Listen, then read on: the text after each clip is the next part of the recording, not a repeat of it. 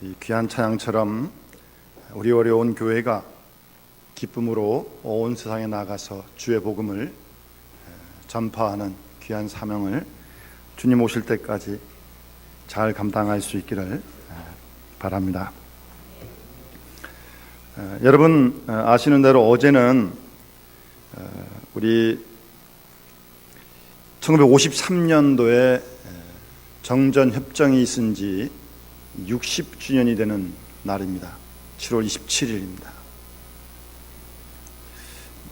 우리 특히 전후 세대들은 전쟁에 대한 경험도 없고 부모님이나 주위 사람들을 통해서 책이나 이야기로 들은 이야기밖에 저희들이 알지 못합니다만, 사실은 중요한 사실은 전쟁이 종전된 것이 아니고 끝난 것이 아니고 정전입니다. 전쟁을 그저 잠시 멈춘 거죠. 조금 역사적으로 살펴보게 되면 그 6.25 전쟁을 통해서 유엔군은 18만 명, 북한군은 52만 명, 중공군은 90만 명이 전사했고요. 우리 민간인도 99만 명이 목숨을 잃거나 부상을 당했습니다. 한반도 전역을 동족 상잔의 참혹으로 물들였던 6.25 전쟁이 3년 1개월 만에 정전이 된 날입니다. 얼마 전에 TV 보도를 보니까 여러분 지금도 판문점 주위에는 중립국 감독위원회가 있습니다. 스위스와 스웨덴 군인들이 몇 사람 거기 주둔하고 있고, 판문점 일대 모든 일거수일투족 군사들의 남북간의 동향들을 파악을 하고 있습니다. 상당히 긴장감이 아직도 그곳은 감돌고 있습니다. 그리고 우리는 잘 느끼지 못하지만, 이 정전협정이 시작된 건 51년 6월이었는데 25개월 만에 53년 7월에 와서야 정전협정이 그나마 이루어진 겁니다. 합의가 된 겁니다. 그러니까 25개월 동안 함께 회의를 한 겁니다. 역사상 가장 오래된 협상회의입니다. 그래서 많은 군사 전문가, 또 남북 전문가들이 이 정전협정이 이제는 평화체제로 바꿔야 할 때가 분명히 왔다는 것을 힘주어 얘기를 합니다. 사실은 그 당시 53년 7월에 정전협정을 맺으면서 이 협정이 이렇게 60년 동안 이어지리라고는 아무도 생각하지 않았습니다. 그런데 벌써 60년이 됐다는 사실입니다. 우리가 총회에서도 8월 15일까지 특별히 나라 민족을 위해 기도합니다만, 우리 교계 월간지를 편집하고 반행하시는 우리 박종구 목사님이라는 분이 계십니다. 이분 시인이신데, 이분이 한반도 평화를 위한 기도를 드린 내용이 있습니다. 같이 한번 기도원 마음으로 같이 나눴으면 하고, 우리가 이 말씀 같이 마음으로 나라 민족을 위해서 기도했으면 합니다. 아시아의 동력, 이 아름다운 반도에 한민족 한 언어를 주신 하나님, 침략사와 식민사의 질곡 속에서도 이 민족에게 긍휼을 베풀어 주셨습니다. 한결같이 이 민족을 사랑하셨습니다. 찬양과 영광을 받으시옵소서. 정전 60돌, 우리는 이적지 하나가 되지 못했습니다. 전쟁의 상처도 이산가족의 아픔도 우리만으로는 어쩔 수가 없었습니다. 우리만으로는 미움만 무성해질 뿐입니다. 평화의 하나님이시여, 에스겔을 세우셨던 그 골짜기로 우리를 이끌어 주셔서 에스겔이 취한 두 막대기가 하나의 막대기가 되는 그 비전이 이 민족의 비전이 되게 하소서. 물리적인 힘이 평화를 싣고 오리라는, 물질의 풍요가 평화를 키워가리라는 그 우매함을 떨쳐버리게 하소서. 영원한 평화의 왕은 어린 나귀를 타고 오신 것을, 호산나 찬송 속에 오신 것을, 진정한 참 평화는 먼저 우리 자신이 깨어진 것을, 그리하여 하나님과의 관계가 회복되어지고 이웃과의 화해가 이루어진 것을 오롯이 깨닫게 하소서. 분해일의 아침, 야곱과 에서 서로가 목을 안고 우는 그들의 눈물이 오늘의 남과 북 우리의 눈물이게 하소서. 애굽에서의 요셉과 그 형제들, 그들의 용서와 화해가 오늘의 남과 북 우리의 모습이게 하소서. 칼을 쳐서 보습을 만들게 하시고 창을 쳐서 낫을 만들게 하소서. 이제는 서둘러 곡간을 열게 하시고 더불어 일하게 하시며 더불어 노래하게 하소서. 역사를 주관하신 하나님이시여, 제 위에서 간구하오니 이 수년 내에 이 민족의 통일을 주시고 이 땅에 평화의 나라가 늘 부르게 하소서. 아멘. 제가 다음 주 주보에 한번 옮겨 놓겠습니다. 보시면서 계속 우리 한 마음으로 나라 민족을 위해서 기도할 수 있기를 바랍니다. 이런 이야기가 있습니다. 유대인이 안식일을 지키는 것이 아니라 안식일이 유대인을 지킨다라는 말이 있습니다. 이 말을 우리로 한번 적용해 보면, 우리가 주일을 지키는 것이 아니라 주일을 지키는 신앙이 우리를 지킨다, 그렇게 한번 바꿔볼 수 있습니다. 그만큼 주일을 지키는 성수주의라는 것은 우리 신앙생활에 아주 기본적이고 중요한 사실인 것을 우리 모두가 다 잘 알고 있습니다. 물론 교회의 어떤 특정한 특색도 있고 또 어려운 형편도 있겠지만, 예전부터 우리 신앙의 어르신들은 주일 3예배를 항상 꼭 지켰습니다. 낮 예배, 그 당시는 이제 저녁 예배였는데, 이제 오후 찬양 예배, 수요 예배, 이게 3예배입니다.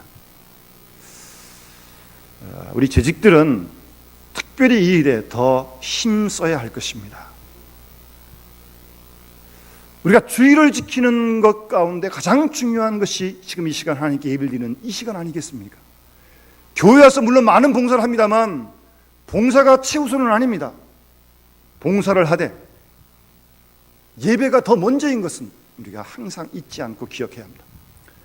우리가 7, 8년 전에 2부 예배를 시작할 때 여러 가지 이유가 있었지만, 그 이유 중에 가장 중요한 이유 하나는 교학교 교사로 봉사하는 사람이 같이 한 번밖에 예배 없으면, 아동부 예배를 드리면 예배를 못 드리는 거죠. 그런 일이 있어서는 안 되겠다. 그래서 2부 예배를 시작한 중요한 이유 중에 하나입니다. 봉사를 하더라도 어떤 모양이지, 예배는 드리고 주일날 주 앞에 나와 예배 드리는 일을 하지 않으면 이거는 영 아니죠. 그만큼 예배가 중요한 것입니다. 우리는 가끔 예배를 혹 보러 간다는 용어를 쓰는데, 예배라고 하는 것은 인간의 구경거리를 보러 가는 것 사실 아닙니다. 뜻은 아시겠지만 어쨌든 용어부터가 보러 간다는 것 아닙니다. 드리러 간다, 그렇게 하는 것이 맞는 표현입니다. 예배에는 우리의 마음과 정성이 드려지고 바쳐지는 것이기 때문에 구경 가는 게 아닙니다. 드리러 가는 거죠.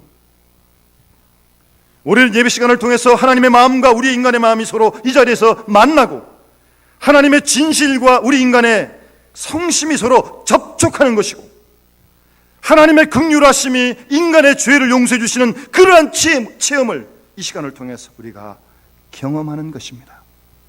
한 걸음 더 나아가 하나님의 위대하심과 그 능력 앞에 우리 인간은 아주 작고 미미한 존재임을 깨닫고 하나님의 힘과 능력을 의지하고 구하는 것이 바로 이 예배의 시간인 것입니다.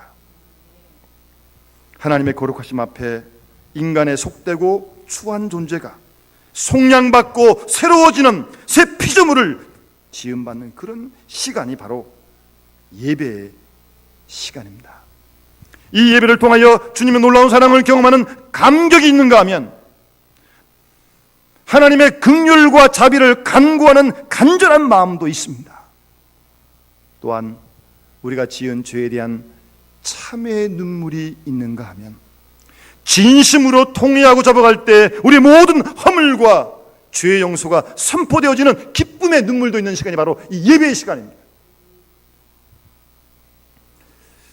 그래서 예배의 한순간도 곁눈을 팔거나 딴 생각을 하거나 졸거나 잡담이나 불필요하게 들락날락하는 일은 없어야 할 것입니다. 여러분, 우리가 대통령을 만나러 간다면 좀 더 우리가 조심하지 않겠습니까? 대통령이 아니라 만유의 주이신, 만왕의 왕이신 하나님을 만나러 가는데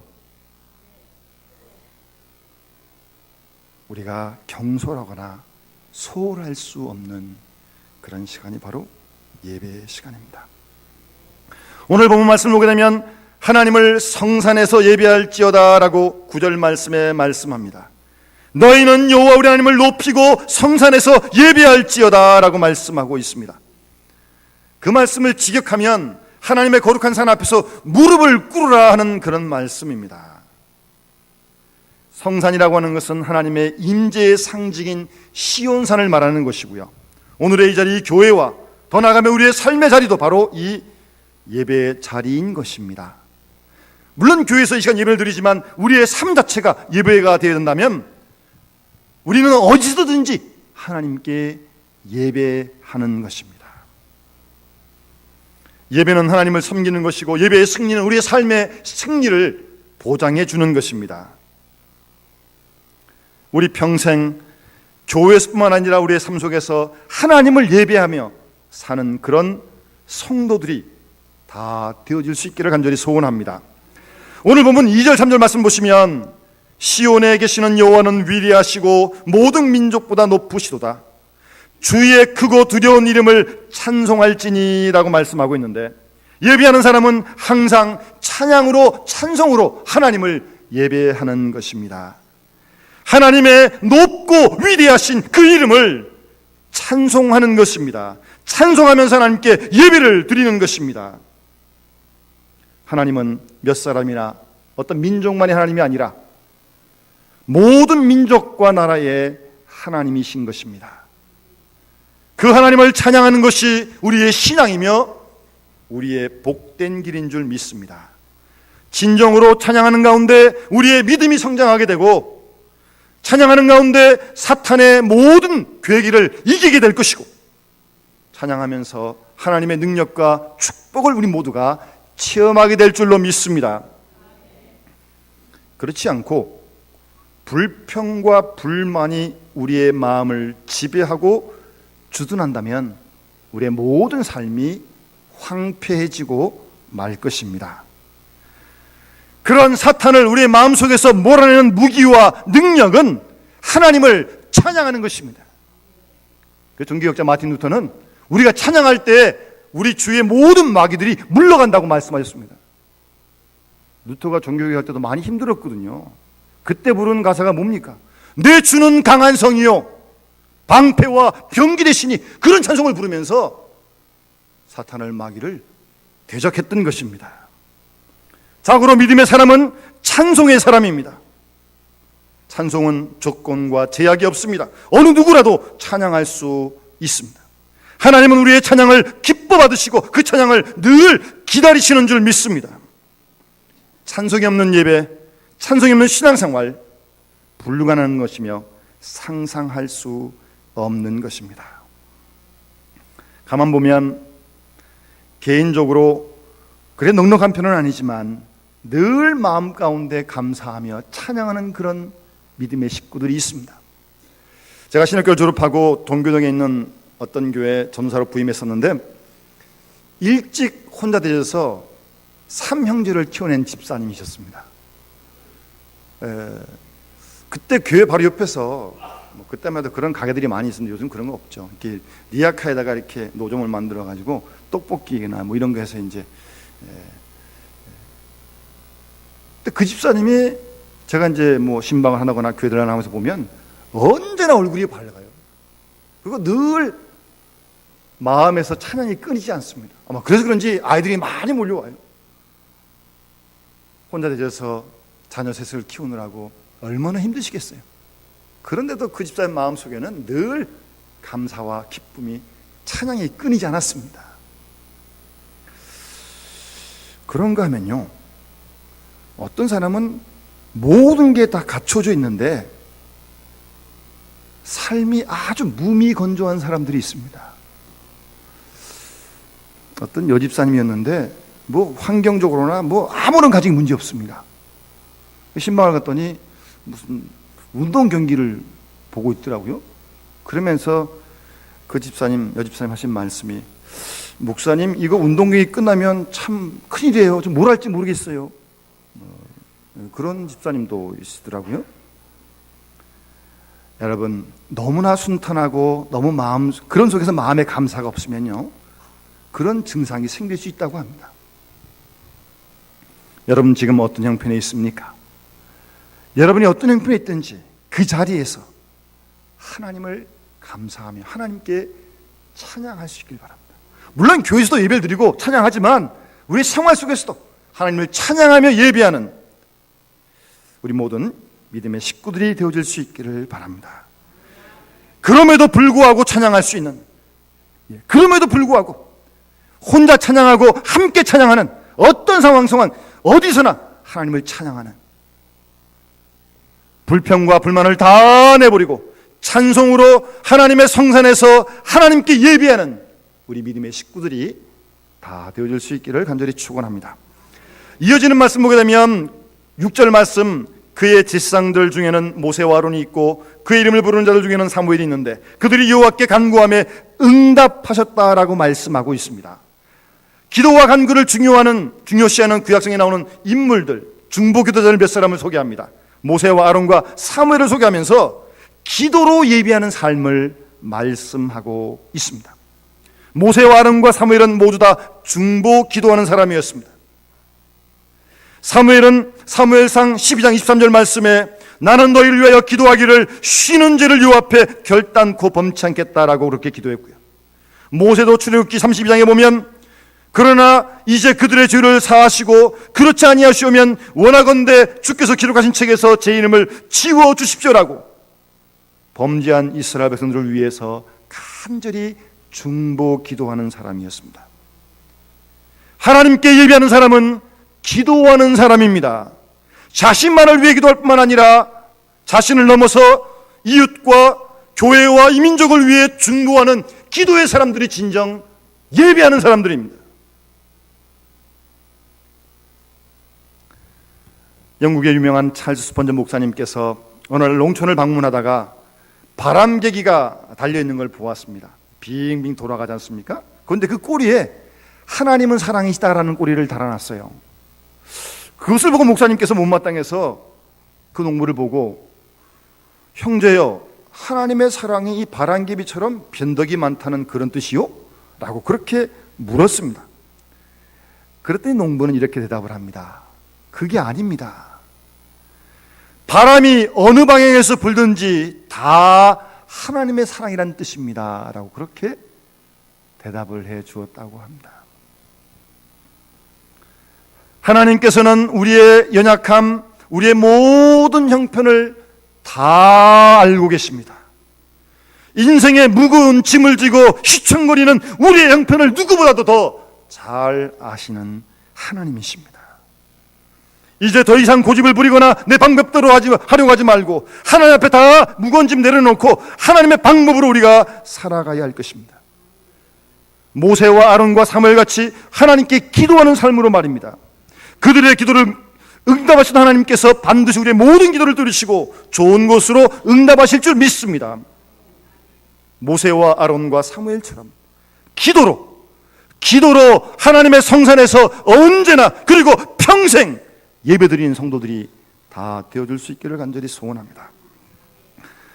끝으로 7절 말씀 보시면 여호와께서 구름 가운데서 그들에게 말씀하시니 그들은 그가 그들에게 주신 증거와 율례를 지켰도다라고 그렇게 7절에 말씀합니다. 예배하는 사람은 찬양으로 예배하고요, 예배하는 사람은 기도로 예배하고요, 예배하는 사람은 순종으로 예배를 드립니다. 하나님의 부르심을 받았던 모세와 아론과 사무엘의 신실한 그들의 신앙의 삶을 말씀해 주시는 것입니다. 우리가 하나님을 영화롭게 하고 하나님을 거룩하게 여겨야 되는데 그 하나님을 거룩하게 여기는 그 증거는 하나님 말씀에 대한 순종으로 나타나는 것입니다. 하나님을 섬기는 종이라고 하면서 하나님 말씀을 듣지 않거나 이 말씀에 순종하지 않는다면 어떻게 하나님의 종이라고 그러겠습니까?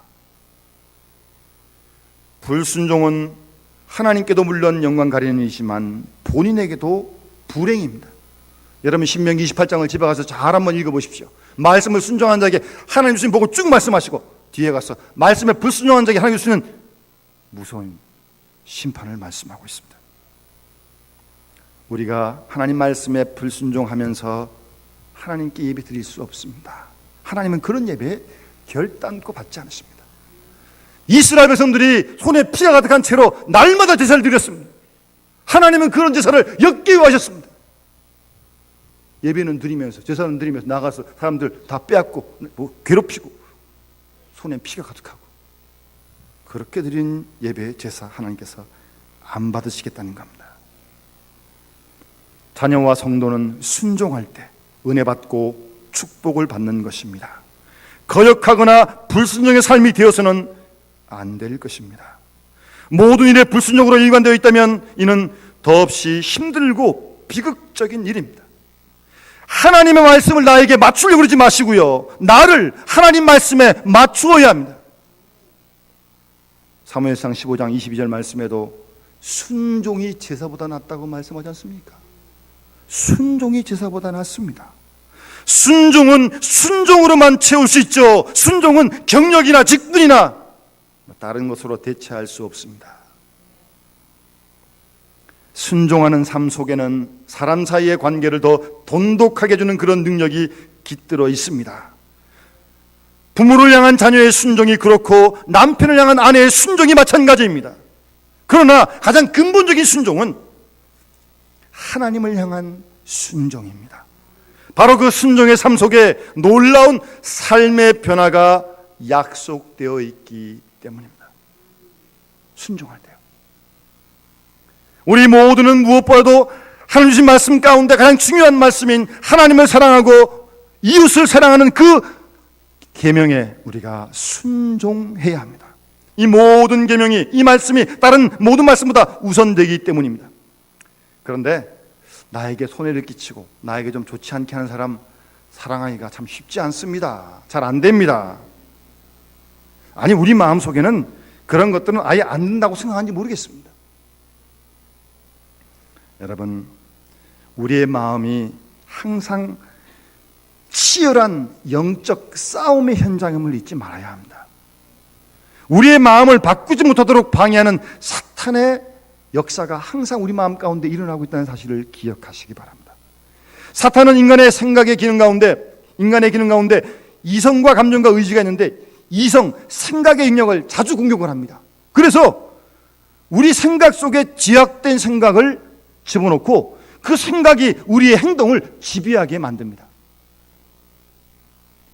그래서 성경은 근신하라 깨어라, 너희에게 중 마귀가 우는 사자같이 두루다니며 삼킬 자를 찾나니 너희는 마음을 믿음을 굳게 하여 그를 대적하라고 말씀하십니다.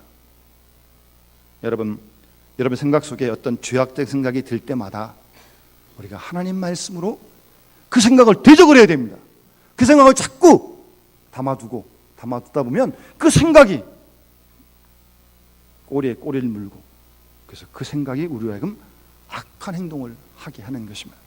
여러분, 마태복음 4장 보면 예수님을 시험하는데 40일 동안 금식하셨습니다. 마귀가 와가지고 돌로 똑딱이 만들려고 그럽니다. 주님이 어떻게 이기십니까? 바로 그 시험에 하나님 말씀으로, 사람이 떡으로만 살 것이 아니요 하나님의 입으로부터 나오는 모든 말씀으로 살 것이라고 단호하게 말씀으로 사탄의 시험을 물리치지 않습니까? 하나님 말씀이 우리 생각과 마음을 늘 주장하고 있어야 합니다. 그래서 악한 생각이 들어올 때 말씀으로 대적을 해야 합니다. 그런데 안타까운 것은 우리 많은 그리스도인들이 이런 영적인 싸움의 상태를, 현장을 잘 모릅니다. 그래서 적절하게 대적하지 못하면서 실패와 고통의 삶을 살아가고 있는 것입니다. 여러분, 생각 드는 거 다 받아들이지 마세요. 절대 성령이 주신 생각만 다 있는 게 아니잖아요. 잘 분별하시고 성령의 생각이면 민첩하게 따르고 순종하시고, 반대로 악한 영이 준 생각이라면 말씀으로 분명 그 순간에 대적을 해야 합니다. 그래서 우리 모두 사랑의 마음을 선물로 받아서 주님 말씀대로 이웃들을 사랑하면서 하나님을 사랑하는 그런 기쁨을 누리며 살아가는 우리 모든 성도들이 다 되어줄 수 있기를 바랍니다. 여러분, 순종하는 삶이 승리의 삶의 비결입니다. 이미 다 경험하지 않으셨습니까? 말씀에 순종하지 못할 때 승리하지 못하고 패배했던 일들을 우리가 다 기억하지 않습니까? 힘들더라도 그 말씀 붙들고 말씀으로 대적하고 말씀을 어찌하든지 끝까지 지키고 따를 때 우리가 승리했던 그 경험을 잘 알고 있습니다. 하나님 말씀에 순종하는 것만이 살 길이며 생명의 길이고 축복의 길인 줄 믿습니다. 여러분, 천사 가브리엘이 예수님 어머니 마리아를 찾아와서 내가 잉태하여 아들을 낳겠다 그러는데 이게 무슨 청천벽력 같은, 예? 어떻게 약혼한 여인이 아들을 낳습니까? 도저히 감당할 수 없는 일입니다. 내가 사내를 알지 못합니다. 그런 일이 어떻게 내게 있을 수 있습니까? 가브리엘 천사가 성령이 내게 임하시고 지극히 높으신 이의 능력이 너를 덮으시리니 나실 바 거룩한 이는 하나님의 아들이다. 대저 하나님의 모든 말씀은 능하심이 없다, 능하지 못하심이 없다라고 말씀하실 때 마리아가 우리 전의 성경에는 주의 계집종이오니, 우리 지금 성경에는 주의 여종이오니 말씀대로 내게 이루어지이다. 그렇게 받아들이고 순종을 합니다. 그 마리아의 순종을 통해서 주님이 이 땅에 오셨고 주님을 통해서 지금도 구원의 역사가 이루어지는 거 아니겠습니까? 하나님께 예배하는 사람은 찬송함으로 예배하고요, 기도함으로 예배하고요, 더 나아가 하나님 말씀에 순종함으로 예배하는 그런 삶을 사는 것입니다. 주일날 교회에 와서 예배하고 우리의 삶의 자리에서 말씀에 순종하며 우리의 모든 삶을 하나님이 기뻐하시는 산 제사로 드리는 우리 모든 영남의 가족들이 되어 주시기를 주의 이름으로 축원합니다. 기도드리겠습니다. 하나님 아버지, 날씨도 무덥고 뭐 좋은 일은 별로 없고 그저 짜증스러운 일만 있기에 나도 모르는 사이에 우리 생활 속에 언젠가부터 기쁨도 감사도 사라지고 불평과 불만이 가득 차며 찬송이 사라진 지가 오래된 것을 경험합니다. 하나님 아버지, 불쌍히 여겨주시고 다시 한번 성령으로 하나님께 감사하며 언제 어디서든지 하나님을 찬양할 수 있도록 도와주시옵소서. 뿐만 아니라 늘 깨어 기도하며 하나님께 주의 뜻을 분별하며 예배하는 우리 모두가 되게 하시고 우리의 문제뿐만 아니라 우리의 주의 이웃들, 그리고 더 나아가 교회와 자녀와 이웃, 민족을 위해 기도할 수 있는 기도하는 예배자들이 되게 하시고 무엇보다도 언제나 살아 역사하시는 하나님의 이 생명의 말씀에 순종하는 예배자들이 됨으로 말미암아 우리의 삶을 통하여 주의 뜻이 하늘에서 이루어진 것처럼 이 땅에도 이루어지도록 주께서 역사하여 주시며 그 말씀으로 모든 악한 괴계를 사탄의 모든 시험을 넉넉히 이기고 승리한 삶을 살아갈 수 있도록 도와주시옵소서. 주 예수 그리스도 이름으로 간절히 기도드리옵나이다. 아멘.